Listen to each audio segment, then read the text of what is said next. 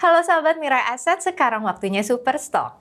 Jika tahun 2021 kemarin, sektor layanan kesehatan mendapatkan spotlight dan memiliki kenaikan yang luar biasa, apakah hal ini akan terulang di 2022 ini? Penasaran? Simak ulasannya bersama Joshua Michael, Research Analyst dari Mirai Aset Sekuritas Indonesia.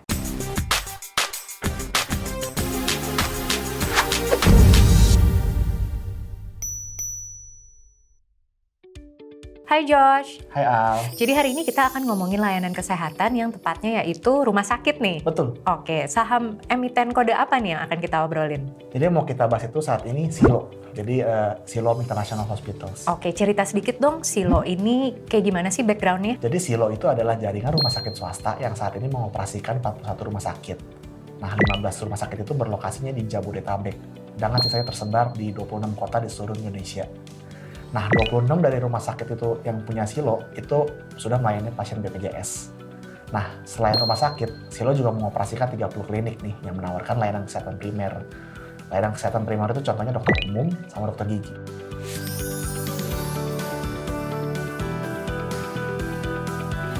Jadi memang komprehensif sekali ya layanan kesehatan yang diberikan Siloam ini. Banget. Oke, keberadaan rumah sakit Siloam ini tercover hampir di seluruh Indonesia dan bisa melayani coverage sebanyak 50% dari populasi yang ada di Indonesia. Penasaran nih, seperti apa aja nih fasilitas yang dimiliki oleh Siloam? Untuk saat ini, Siloam itu memiliki 3.700 tempat tidur, sekitar 3.500 dokter, dan 7.800-an perawat. Silo juga terus berinovasi ya untuk terus mengembangkan pelayanan kesehatan mereka dengan cara berinvestasi dalam infrastruktur perawatan kesehatan yang inovatif dan berteknologi modern. Oh iya, kemarin aku juga sempet tuh ke rumah sakit Siloam dan ternyata mereka sudah punya apps ya? Betul, betul. Oke. Nanti itu akan kita bahas setelah ini. Oke.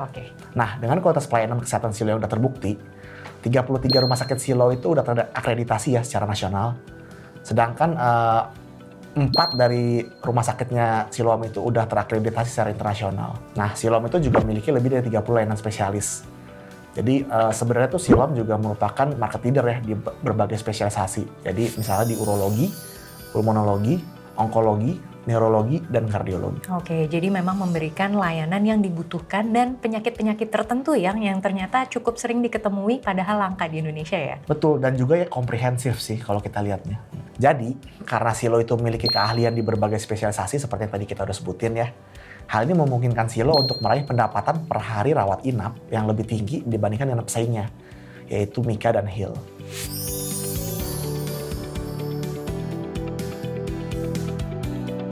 Oke, sahabat Mirai Aset, jadi Mika itu adalah mitra keluarga dan Hill itu?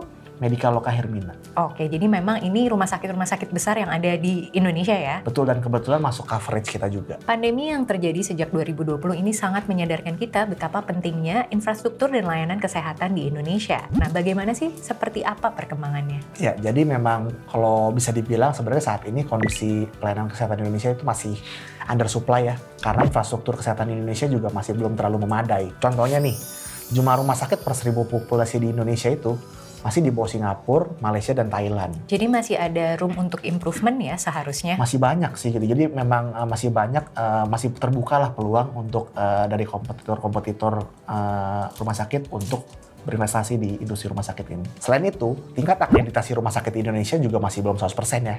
Melainkan cuma sekitar 83% di tahun 2020. Terus, ketersediaan obat-obatan esensial di rumah sakit itu juga masih sekitar 83% gitu. Jadi memang sebenarnya masih ada room buat improve nih dari pelayanan rumah sakit. Jadi kalau bisa dilihat di gambar ini, untuk accreditation rate dari rumah sakit domestik, itu secara rata nasional tuh saat ini di posisi di sekitar 83%. Itu 83% tuh cukup oke atau bagaimana nih?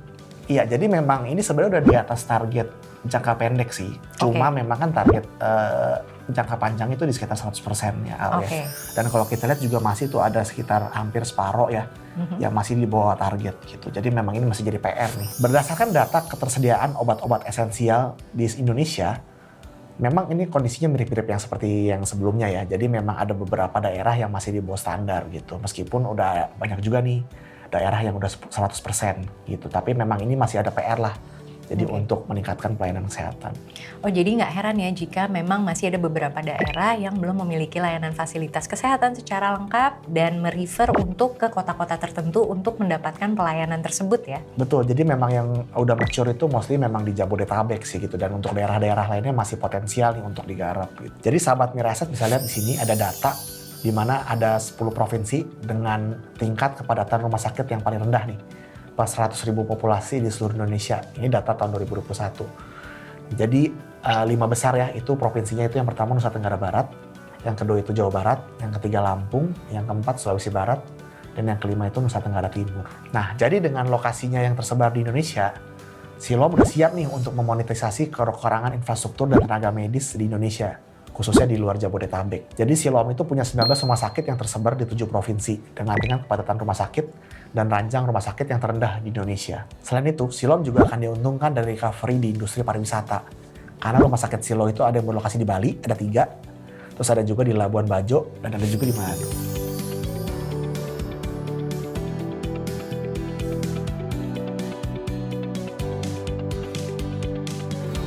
Wah, this is a very good opportunity ya, karena kita bisa melihat mungkin nanti Indonesia menjadi salah satu tempat tujuan untuk tourism and health ya. Betul banget. Di bulan Mei ini kan ada kabar gembira nih, kalau pandemi sudah berakhir, endemi lagi digadang-gadang nih. Kira-kira prospeknya setelah pandemi ini berakhir seperti apa nih? Sebenarnya memang kebutuhan pelayanan kesehatan itu banyak yang ketunda ya gara-gara pandemi ya. Apalagi untuk penyakit katastrofik itu yang berbahaya kayak misalkan penyakit jantung, stroke segala macam itu sebenarnya nggak bisa ditunda gitu. Jadi sebenarnya urgent kan. Selain itu, secara rata-rata bisa dibilang kalau kondisi kesehatan masyarakatnya di kala pandemi ini kurang bagus ya, karena aktivitas fisik juga berkurang, untuk pola makan juga lebih kurang dijaga ya, dan sebagainya gitu. Jadi sebenarnya prospek untuk perawatan non-COVID ini masih bagus. Oke, jadi maksudnya ini prospeknya untuk investor ya sebenarnya? Betul, Oke. betul. Jadi ini sangat strategis sekali ya? Betul. Oke, dengan segala limitation yang terjadi di pandemi, seperti apa sih perkembangan yang sudah terjadi nih di Siloam? Jadi Siloam itu sendiri udah ngeliat ada peningkatan nih di jumlah operasi sejak bulan Juli tahun 2021 kemarin. Untuk tindakan operasi di 4Q, itu udah 43% year on year, itu lebih tinggi dibandingin dengan tahun sebelumnya gitu. Jadi di bulan Desember 2021 dan Januari 2022 kemarin, itu udah mencatatkan tindakan operasi yang melebihi bulan-bulan sebelumnya gitu. Termasuk sebelum COVID. Oke, jadi justru malah lebih tinggi dari pre-COVID ya? Betul, betul. Oke. Jadi ini kayak mengkonfirm lah apa yang tadi udah kita sebutkan. Selain adanya penambahan lokasi rumah sakit dan jaringan-jaringan yang ingin disediakan oleh Silo, tentunya pengen tahu nih seperti apa sih strategi bisnis inovasi dan digital yang dilaksanakan oleh Silo? Sekarang ini inisiatif-inisiatif digital yang udah diterapkan Silo itu sebenarnya udah banyak ya. Jadi yang pertama itu misalkan dari manajemen pasien gitu. Jadi mereka udah memanfaatkan IT untuk manajemen pasien sehingga dari Siloam itu sendiri pasiennya itu udah ada single ID gitu. Jadi bisa di seluruh Siloam Group itu udah tercatat. Gitu. Oh iya, kemarin juga aku sempet tuh karena mau ke Siloam, jadi harus menginstall, download aplikasinya gitu. Betul, betul. Dibandingkan kita telepon ke call center, buang-buang pulsa dan segala macam. Jadi memang lebih terintegrated sih ya. Dan lebih praktis juga. Ya, benar banget. Cuma nanti akan kita bahas setelah ini ya. Ya. Yang kedua itu ada pasien manajemen menggunakan electronic medical record. Jadi dokter dan perawat itu bisa mengakses data-data dari pasien tersebut. Jadi mereka misalkan udah ada penyakit apa sebelumnya dan keluhan-keluhan yang sebelumnya dan sebagainya gitu. Oke, jadi bisa tercapture langsung medical history dari setiap pasien ya, tanpa pasien harus mengulangi atau menceritakan lagi apa sih penyakit-penyakit yang terdahulunya. Betul kan, karena kalau udah pindah dokter itu biasanya kan ulang lagi dari awal Nah, gitu bener ya. banget. Yang ketiga itu back office management, jadi lebih ke ERP ya. Jadi memang kalau mereka beroperasi sebagai single platform itu memungkinkan efisiensi melalui proses improvement sama otomatisasi juga gitu. Sahabat Miraset bisa dilihat di gambar ini adalah tampilan dari My Siloam App. FYI ya, jadi My Siloam App itu udah di-download lebih dari 500.000 kali nih, dengan rating Play Store itu 4,5 dari 5, dengan 2.000 rating. Jadi sebenarnya itu udah cukup Terkonfirmasi bagus ya. Betul banget. Untuk pasien-pasien baru yang diperoleh dari aplikasi My Siloam ini, sebenarnya kontribusinya itu udah sekitar 6% ya dari total pasien. Ini di tahun 2021 nih, di bulan Januari. Dan secara year on year, itu udah kontribusinya itu benar meningkat dari 6% ke 15%. Oke, jadi lebih dari 100% ya ternyata ya. Iya betul, jadi meningkatnya cukup signifikan sih Ya, sebenarnya. ternyata gitu. memang layanan aplikasi itu memang dibutuhkan ya. Betul, apalagi mungkin masyarakat udah terbiasa ya sejak pandemi udah nggak langsung ke dokter gitu Ya apa-apa apps dulu, apa-apa janjiannya online dulu ya. Betul, nggak cuma rumah sakit kan ya sebenarnya. Yes. Untuk medical check up yang terregistrasi via My Siloam top up ini juga udah tumbuh nih lebih dari 5 kali lipat di tahun 2021. Jadi memang Siloam itu mengekspek kalau pertumbuhan secara digital ini melalui aplikasi My Siloam ini akan terus berlanjut ya, termasuk di tahun 2022 gitu.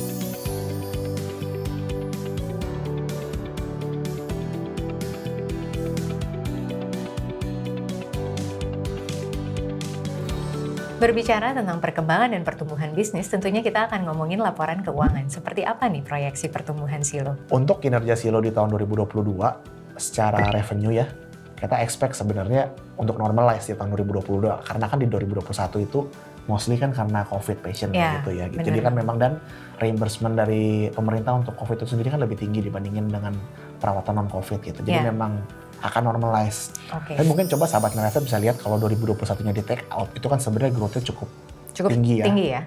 Gitu. Jadi memang sebenarnya tuh potensinya masih bagus. Dan secara margin juga mirip gitu. Jadi secara profitabilitas, itu kalau 2021 di take out sebenarnya kan trennya naik ya. Ya, bahkan net profit marginnya pun juga tetap tumbuh ya. Betul, jadi apalagi memang Siloam ini kan memang segala inisiatif mereka ini, mereka mau memperbaiki laporan keuangannya gitu. Jadi seperti teman-teman Mirasa bisa lihat, itu net marginnya bahkan sempat negatif gitu di tahun 2019 ya. Gitu. Tapi nanti ke depannya ya, kalau kita lihat sih kayaknya udah nggak mungkin terus bertumbuh lah ya. Betul. Jadi udah ke teritori positif terus lah gitu. Untuk net profit di tahun 2022 sendiri, kita expect-nya di 397 miliar. Ini sebenarnya memang turun cukup jauh ya dibandingin dengan tahun 2021.